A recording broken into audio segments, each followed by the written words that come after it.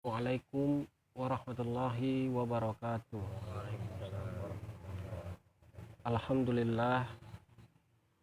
Alhamdulillahilladzi arsala rasulahu bil huda wa dinil haq liyuzhiru 'alad dini kullihi wa kafa billahi syahida. Asyhadu an la ilaha illallah wa asyhadu anna Muhammadan abduhu wa rasuluh la nabiyya ba'd. Tuan-tuan dan puan-puan, puji dan syukur kehadirat Allah Subhanahu wa Ta'ala, yang mana dengan kudrat dan iradatnya serta dengan kasih sayangnya kita bisa berkumpul di tempat pengajian ini untuk melaksanakan pengajian rutin kita Senin malam Selasa. Sholawat beriring salam kita sampaikan ke junjungan Nabi besar kita Muhammad sallallahu alaihi wasallam. Semoga syafaat beliau dapat menolong kita di hari yaumil akhir kelak. Bismillahirrahmanirrahim.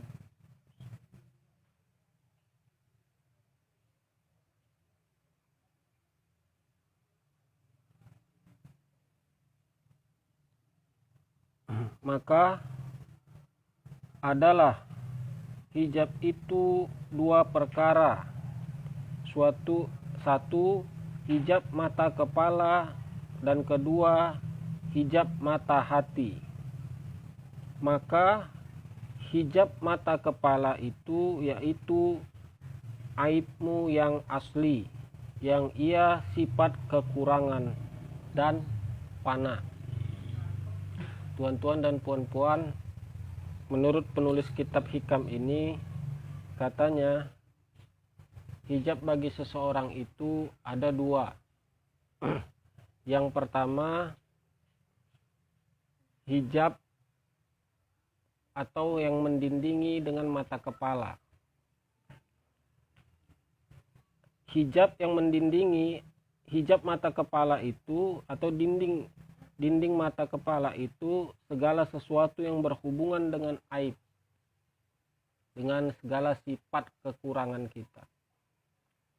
Kita tak nampak dengan mata kepala kita akan segala sesuatu yang aib-aib, yang haib-haib, itu akibat karena aib kita masih banyak. Masih banyak dosa kita. Masih tercela lagi segala bentuk perbuatan kita. Masih tercemar lagi hati kita dengan kekotorannya. Makanya Allah mendindingi mata kepala kita untuk melihat segala sesuatu yang kasat mata. Oleh karena itu, tuan-tuan dan puan-puan, disinilah bagi orang yang berjalan kepada Tuhannya itu dituntut ia untuk menghilangkan segala aib dirinya. Tuan-tuan dan puan-puan, kita sering mendengar bahwasanya kita ini terlahir dengan suci, bersih, suci, tak ada dosa, tak ada noda. Lalu seiring dengan perjalanan waktu,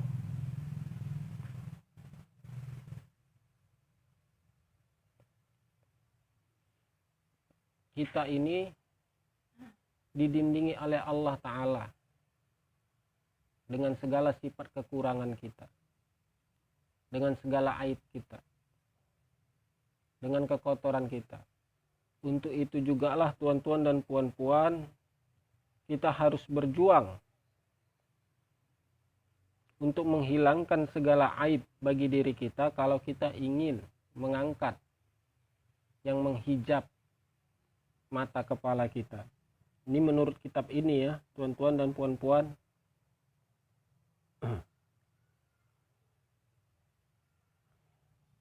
Dan tiada melihat baginya dalam akhirat.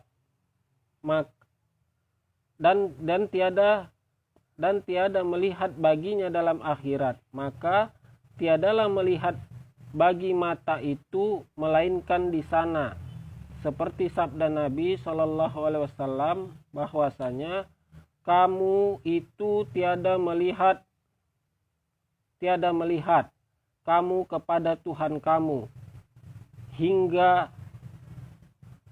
mati kamu. Katanya tuan-tuan dan puan-puan, orang yang buta mata kepalanya, orang yang buta yang tiada bisa melihat itu karena tertutupi airnya, sampai mati pun ia tidak akan bisa melihat segala sesuatu itu yang berhubungan dengan kebesaran Allah Ta'ala, yang berhubungan dengan rahasia-rahasia Allah Ta'ala, tak akan pernah ia nampak sampai ia mati.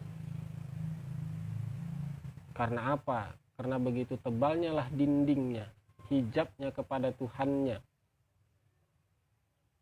sehingga sampai mati pun ia tidak akan bisa melihat. Jadi tuan-tuan dan puan-puan, apalah yang kita lihat ini sebenarnya? Apalah yang kita saksikan ini? Kenapa kita harus dituntut untuk dapat melihat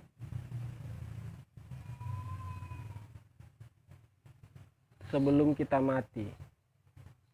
Ini bukan berarti kita buta tak nampak ya tuan-tuan dan puan-puan. Penafsirannya bukan demikian. Kenapa kita tidak nampak? Allah tuh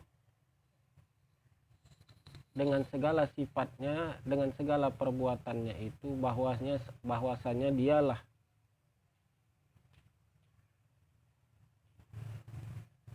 pada segala sesuatu. Kenapa kita tak nampak? Ya karena itu tadi tuan-tuan dan puan-puan. Karena tercelanya lah diri kita ini.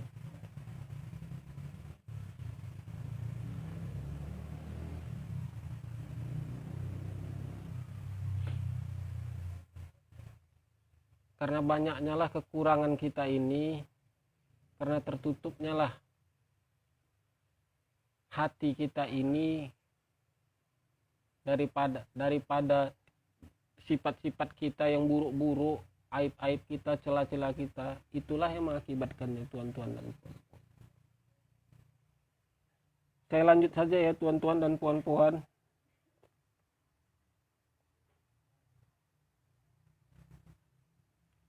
Dan hijab mata hati itu yaitu aibmu yang mendatang.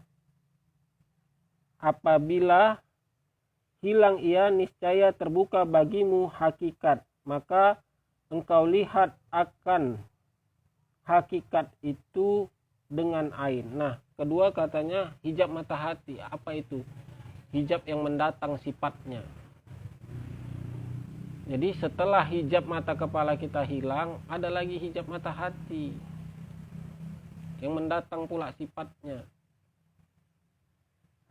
Tertutupi juga Allah Ta'ala itu dengan itu. Ini biasanya yang berhubungan seperti apa? Tuan-tuan dan puan-puan, yang tak kabarlah bahwasanya dirinya dalam keadaan syahwat yang samar.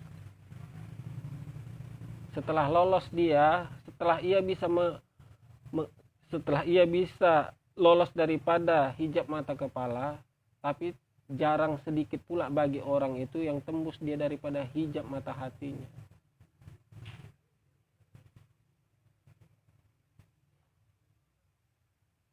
Syahwat yang samar sulit juga tuan-tuan dan puan-puan bagi kita ini untuk mengenali syahwat yang samar. Mana tandanya syahwat yang samar itu? Awak anggap apabila tandanya ya, satu saja tandanya. Apabila awak bermunajat kepada Allah Ta'ala, apabila berhajat kepada Allah Ta'ala, Allah kabulkan hajat awak itu, hendak awak itu. Nah, terkadang tak kabar awak pikir juga awak dah sampai dengan Tuhan awak, rupanya belum.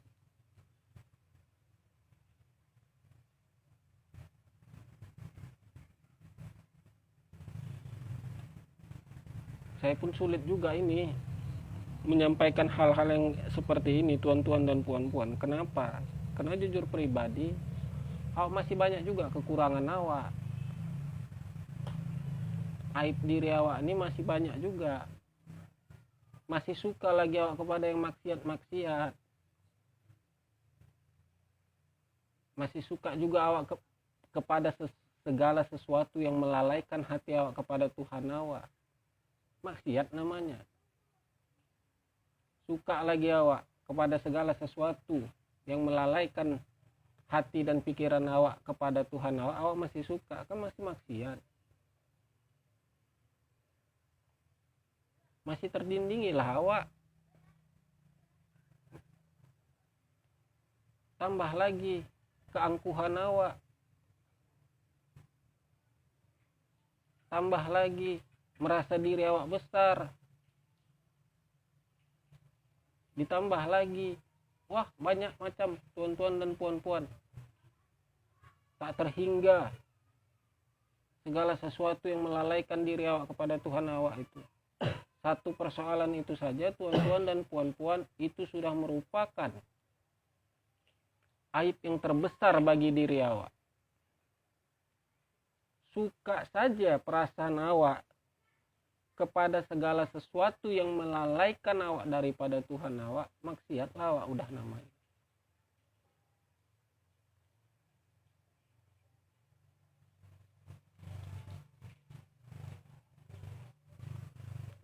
Mana itu? Suka aja awak dengan segala sesuatu yang melalaikan awak daripada Tuhan awak, udah maksiat namanya.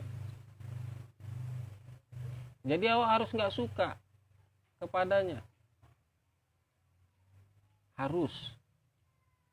Gimana caranya kalau belum bisa? Diperangi. Gimana caranya kalau belum bisa? Bermunajat. Beriktikad.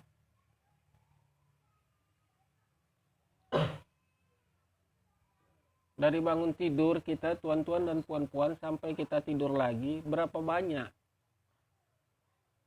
segala sesuatu yang awak sukai, yang melalaikan diri awak daripada Tuhan awak, yang awak kerjakan.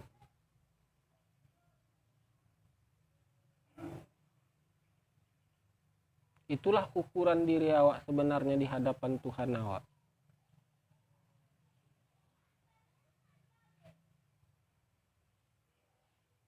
Ukuran sederhana diri awak di depan Tuhan awak itu, itulah dia. Mana lebih banyak awak sukai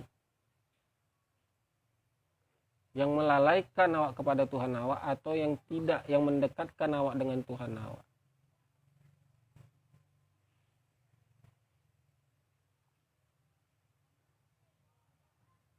Mengaji, baca kitab, baca firman dan hadis, tuan-tuan dan puan-puan, itu pun bisa melalaikan diri awak daripada Tuhan awak.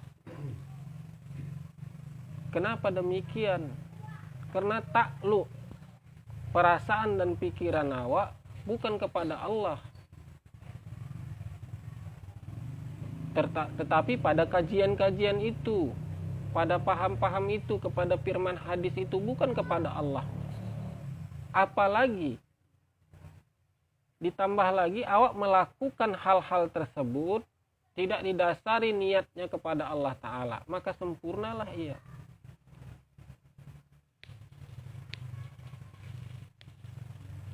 Makanya kan ada status Tuan Guru bilang itu kan, jangan kau kira firman dan hadis itu yang bisa menyelamatkan dirimu kan. Kau sampaikan pun firman dan hadis itu, tapi kalau kau belum, sama saja kan. Ada hal-hal demikian. Jadi begitulah tuan-tuan dan puan-puan. Intinya tuan-tuan dan puan-puan, apabila kita ini masih suka lagi kepada segala sesuatu yang melalaikan diri awak kepada Tuhan awak, masih maksiatlah awak.